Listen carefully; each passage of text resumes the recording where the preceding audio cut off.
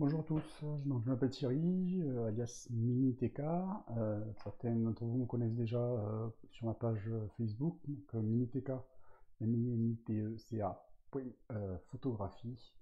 Non, il n'y a pas de point, pardon, MiniTK photographie, tout court, IE à la fin. Donc je suis passionné de photo, je suis amateur, je fais de la photo, de la macro-photographie, euh, donc du tout petit, hein, de l'ordre du millimètre, hein, avec des araignées, des insectes divers et variés, des petites fleurs, voilà, un peu, pas mal de choses. Et je suis aussi voilà, friand.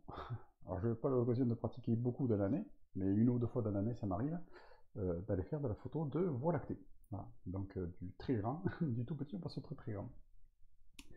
Et donc, j'avais déjà eu l'occasion de vous faire un tuto pour expliquer comment traiter une photo de voie lactée, traiter, de faire la réduction de bruit par l'alignement de plusieurs photos avec la même composition, hein. On alignait les étoiles les unes sur les autres de façon à obtenir un empilement d'images qui soient toutes alignées les unes par rapport aux autres, et ça permet via Photoshop de diminuer le bruit grandement au niveau de l'image, d'avoir moins l'image soit moins bruitée.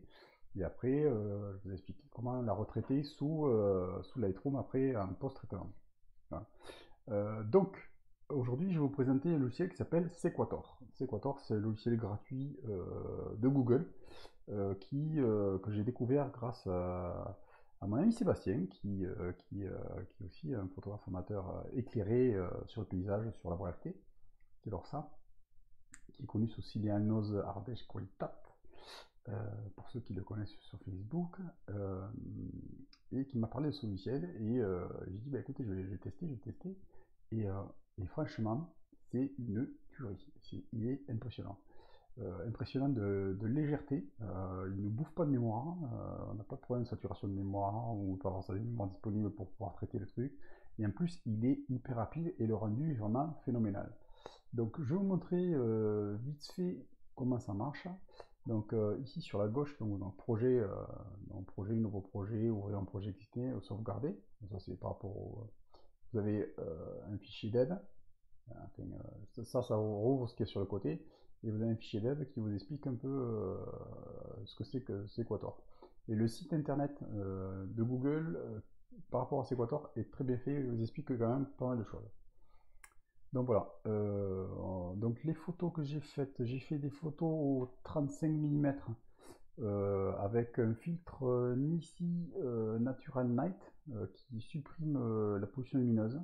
Bien que l'endroit où j'étais, il n'y a quasiment pas de pollution lumineuse, parce que j'étais dans le Quercy noir, au-dessus de, enfin, à côté de, ouais, un peu au-dessus de Cahors, pour ceux qui connaissent.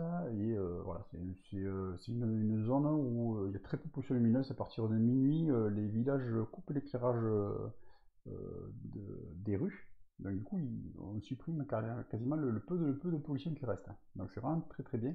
Et on voit, par rapport à là où j'habite, à côté de Montauban, on voit grosso modo 50% d'étoiles en plus. C'est quand même phénoménal. La Voie lactée, on arrive à voir le bulbe de la Voie lactée à l'œil nu.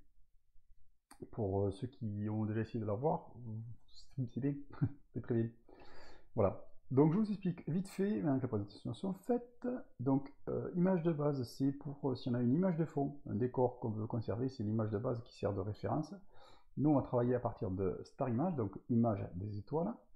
Le noise image, c'est en fait quand on fait une photo, vous faites votre série de photos, par exemple. Alors, moi j'ai fait 10 photos à chaque fois. Vous faites votre série de photos, et cette série de photos, vous mettez le cache sur l'objectif, et vous en faites une photo. Ça, en fait, ça permet de voir le bruit généré par le capteur. Et en fait, ça va utiliser cette image de bruit dans les images pour la soustraire en fait au bruit de la photo qui est généré par le fait qu'on est sombre en fait. Voilà. Donc ça permet de diminuer encore un peu plus le bruit. Bon, il y a une image de vignettage. Il faut faire une photo sur fond blanc pour avoir la correction de vignettage. C'est-à-dire qu'il corrige l'exposition dans les angles pour supprimer la partie vignettage. Et output, c'est notre sortie, ben, c'est le fichier, c'est là où, dans quel dossier on veut ranger la photo finale et comment on l'appelle. Donc, on va commencer. Donc, Star Image. Je vais dans mon fichier où j'ai. Donc, ça, c'est celle que j'ai déjà compilé avec 35 mm et qui sont brutes, je précise. Il n'y a pas de traitement, juste l'alignement. Alors, 1471, 4471. Voilà, ça c'est une photo faite au 10 mm. Donc, il y en a 10, donc ça nous amène au 4480. Clac. Je les sélectionne, je les ouvre, ça me les enregistre. Voilà, ça va me mettre la première photo. Voilà. Alors ça, on va le descendre un peu. Hop. Voilà. Donc, output, ça c'est ma sortie. La compilation, je vais l'appeler 4471. Voilà. J'enregistre. Alors, les paramètres que par défaut faut garder. L'auto-brightness, le réglage automatique de la luminosité, on le garde. Et la haute plage dynamique, on la met en on aussi. On peut réduire la pollution lumineuse aussi. Tac. Alors après, c'est faible ou forte. J'avoue que j'ai pas encore trop testé cette partie-là. Donc le reste, color espace sRGB, on le laisse. Et en fait, ici, on a donc le ciel et une partie décor. Alors quand il n'y a que le ciel, c'est pas un problème, il n'y a plus rien à faire. Quand il y a une partie décor, il faut lui dire que ça, c'est justement c'est le décor et qu'on ne veut pas qu'il fasse d'alignement sur le décor. Donc pour ne pas faire d'alignement sur le décor, on va ici, on va marquer Sky Region, donc la région du ciel, donc Full Area, c'est-à-dire qu'il prend toute la photo. Je clique dessus et donc Boundary Lines, je vous montre. C'est un trait, tout ce qui est en dessous du trait n'est pas traité, tout ce qui est au-dessus du trait est traité. La partie sombre n'est pas traitée, la partie claire est traitée. Gradient, c'est la même chose, parce que c'est un filtre gradué. Hein, pour ceux qui connaissent Lightroom, vous avez déjà l'habitude. Et Irregular Mass, ce que je vais utiliser, c'est permet de sélectionner le décor. Alors on ne sélectionne pas le décor, on sélectionne ce qu'on veut garder. C'est-à-dire que nous on veut garder le ciel. Donc avec la molette, vous pouvez, de la souris, vous pouvez grossir ou dégrossir le, comment dire, dessus. Et voilà, ça fait un petit zébra. Et en fait, il faut virer il faut supprimer le zébra sur toute la partie qu'on veut conserver. Alors, hop, on va légèrement diminuer. Alors, il faut savoir qu'il ne faut pas manger, mordre sur le décor. Si vous mordez sur le décor, ça risque de vous faire quelque chose de très bizarre à la sortie. Hop. Voilà. Et je vais vous montrer comment faire. Donc là, je suis sur un clic gauche, hein, on est d'accord. Hein. Sur un clic gauche, je passe et je viens détourer mon. Enfin, détourer, c'est pas du détourage. Mais alors, par exemple, là, voilà, je suis allé trop bas, d'accord. Et vous faites tout simplement un clic droit, hop, et vous repassez, et ça vient rajouter sur remettre le fond. Donc voilà, c'est tout ce qu'il y a à faire. C'est absolument tout. Et là, vous faites Start.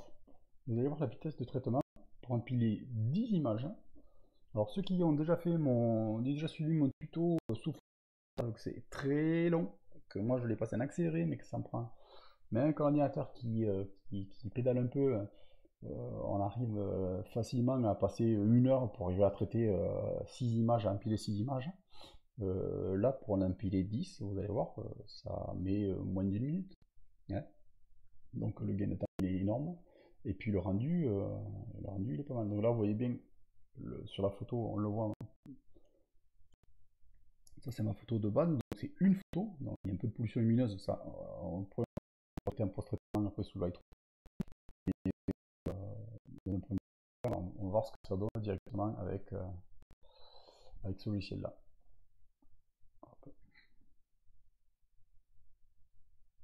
Voilà, 56 secondes pour traiter 10 photos. Moi je dis, faites mieux. On ferme et ça va me mettre ce que ça a fait. Le résultat. Voilà. Le résultat, je trouve qu'il est assez phénoménal. Sans avoir rien fait de spécial, quoi. C'est juste l'alignement et le traitement que fait d'office Sequator.